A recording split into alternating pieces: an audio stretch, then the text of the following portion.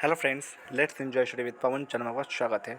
आज मैं लेकर आया हूँ राष्ट्रीय आंदोलन टॉपिक 1923 से 1939 के बीच की जो घटनाएं हैं वो सब इसमें बताया जाएगा, ठीक है।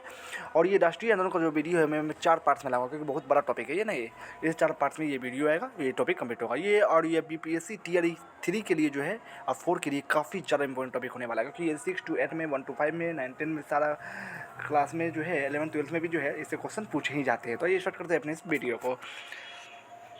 देखिए सॉरी, स्वराज पार्टी के बारे में पहले जानते हैं क्या था कि असहयोग आंदोलन के समय कांग्रेस द्वारा विधान परिषदों के बहिष्कार का निर्णय लिया गया था, परंतु इस विषय में कांग्रेस में दो मत थे। चित्तरंजन दास तथा मोतीलाल नेहरू के नेतृत्व में एक वर्ग का मत था कि कांग्रेस को चुनावों में भाग लेना चाहिए। वल्लभ भाई पटेल, डॉक्टर अंसारी और राजेंद्र प्रसाद के नेतृत्व वाला वर्ग इस प्रस्ताव का विरोधी था। ये लोग चाहते थे कि कांग्रेस चुनावों में भाग न लेकर रचनात्मक कार्यों में लगी रहे। 1922 ईस्वी में कांग्रेस का अधिवेशन गया में संपन्न हुआ, जिसके अध्यक्ष चित्तरंजन दास थे। इस अधिवेशन ने परिषदों में न जाने के प्रस्ताव को अस्वीकार कर दिया।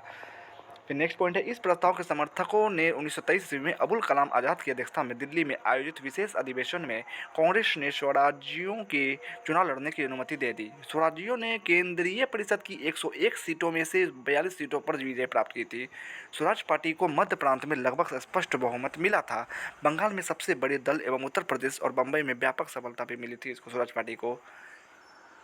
ब्रिटिश शासकों द्वारा प्रस्तुत उनकी नीतियों और प्रस्तावों के लिए परिषदों की सहमति प्राप्त करना लगभग असंभव बना दिया।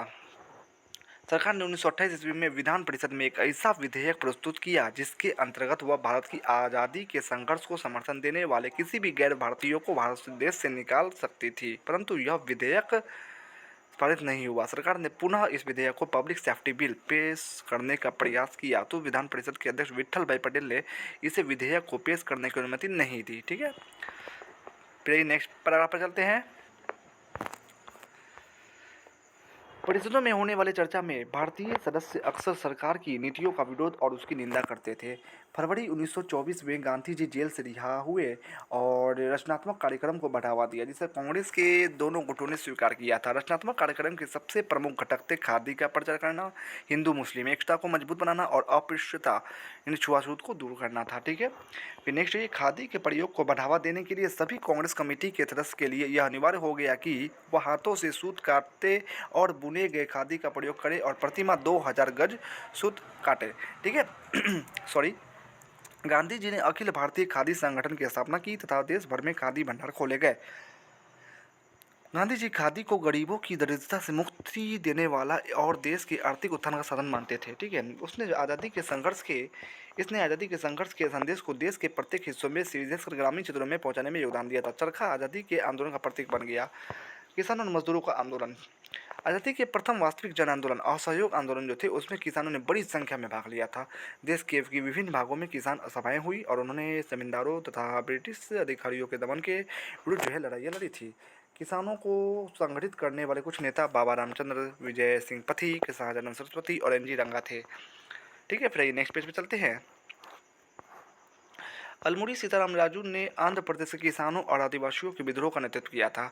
अल्मोड़ी सीताराम राजू ने आंध्र प्रदेश के किसानों और आदिवासियों का विद्रोह का नेतृत्व किया था। किसान आंदोलन के दो पक्ष थे तथा दोनों का आज़ादी के राष्ट्रीय संघर्ष से संबंध था। एक पक्ष था किसानों का आज़ादी के संघर्ष में शामिल होना, जबकि दूसरा पक्ष किसानों की शिकायतों से संबंधित था, ऐसे जैसे जमींदार सरकार तथा महाजनों आदि द्वारा किसानों को शोषण करना। बारदोली सत्याग्रह जो कि 1928 में हुआ था। गुजरात में स्थित बारदोली के किसानों ने सरकार द्वारा बढ़ाए गए 30% कर के विरोध में वल्लभ भाई पटेल के नेतृत्व में सत्याग्रह किया था। बाद में बारदोली सत्याग्रह की सफलता के बाद 30% लगान बढ़ोतरी को गलत मानते हुए इसे घटाकर 6.03% कर दिया गया। सरदार पटेल के नेतृत्व में बारदोली सत्याग्रह के सफल होने के बाद बारदोली की महिलाओं ने वल्लभ भाई पटेल को सरदार की उपाधि दी थी।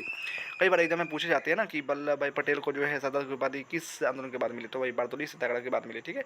औद्योगिक मजदूर भारतीय समाज में एक नए वर्ग के रूप में उभरे थे। 1918 में स्थापित मद्रास लेबर यूनियन आरंभिक दौर का एक प्रमुख मजदूर संगठन था। बीपी वारिया और धीरू वी कल्याण सुंदरवर्धन चक्राई चेट्टियार इसके प्रमुख नेता थे। भारत में ट्रेड यूनियन आंदोलन के अग्रणी नेता नैन मल्हार जोशी थे, जिन्होंने मजदूरों के पहले Akhil Bharatiya all India trade union Congress की स्थापना में, जिसे आप एनएम जोशी बोलते हैं, वही नारायण मल्हार जोशी की स्थापना में जो है महत्वपूर्ण भूमिका निभाई थी। इस संगठन की स्थापना बम्बई में 1920 ईस्वी में ये जो है किस संगठन की स्थापना, यही भारतीय all India trade union Congress यानी ऑल इंडिया ट्रेड AITUC का स्थापना जो है 31 अक्टूबर 1920 ईस्वी को बम्बई में हुआ था। इसके प्रथम अधिवेशन के अध्यक्ष लाला लाजपत राय थे। चित्तरंजन दास, जवाहरलाल नेहरू और सुभाष चंद्र बोस जैसे दिग्गज नेता all India trade union Congress के अध्यक्ष बने। भारत के समाजवादी आंदोलन के नेताओं ने मजदूरों और किसानों को संगठित करने में महत्वपूर्ण भूमिकाएं निभाई। 11 अप्रैल 1936 को प्रथम अखिल भारतीय किसान सभा का गठन लखनऊ में हुआ था, जिसके अध्यक्ष स्वामी सहजानंद सरस्वती तथा महासचिव NG रंगा को बनाया गया था। सॉरी। अब है समाजवादी विचारों का प्रसार। समाजवादी विचारों एवं उन पर आधारित आंदोलनों का लक्ष्य पूंजीवादी व्यवस्था द्वारा निर्मित असमानताओं को समाप्त करना था। समाजवादी आंदोलन अपने दृष्टिकोण में अंतर्राष्ट्रीयतावादी थे, अर्थात वे सभी देशों के आम लोगों और मजदूरों को भाई भाई मानते थे तथा एक देश द्वारा दूसरे देश पर शासन करने के विरोधी थे। फिर नेक्स्ट पैराग्राफ पर चलते हैं।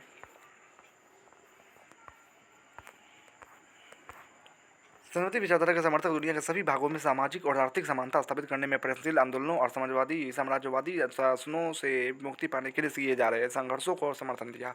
रूसी क्रांति ने रूस के सम्राट जार के निरंकुश शासन को खत्म करके सोवियत संघ में समाजवाद के निर्माण का कार्य शुरू कर दिया था। रूसी क्रांति द्वारा घोषणा की गई कि प्रत्येक देश को अपना लक्ष्य निर्धारित करने का अधिकार है। रूसी क्रांति ने आज़ादी के लिए संघर्ष कर रहे सभी लोगों को अपना समर्थन दिया।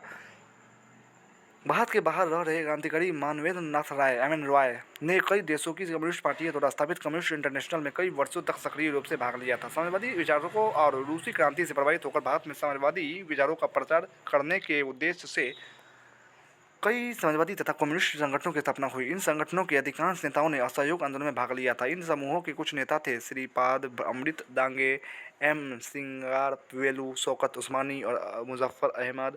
इनमें से कुछ समूह एक दूसरे के नज़दीक आए और उन्होंने 1925 में भारतीय कम्युनिस्ट पार्टी की स्थापना की।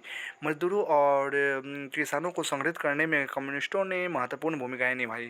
समाजवादी विचारों और रूसी क्रांति का देश के विवाहों तथा राष्ट्रीय आंदोलनों के युवा नेताओं पर गहरा प्रभाव पड़ा। भारत में समाजवादी विचारों को लोकप्रिय बनाने वाले राष्ट्रीय आंदोलनों के सबसे प्रमुख नेता जवाहरलाल नेहरू थे।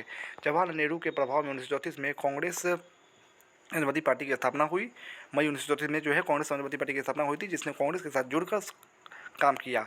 इसने किसानों एवं मजदूरों को संगठित करने में तथा आज़ादी के संघर्ष के सामाजिक और आर्थिक उद्देश्यों से संबंधित कांग्रेस की नीतियों को प्रभावित करने में महत्वपूर्ण भूमिकाएं निभाई थी।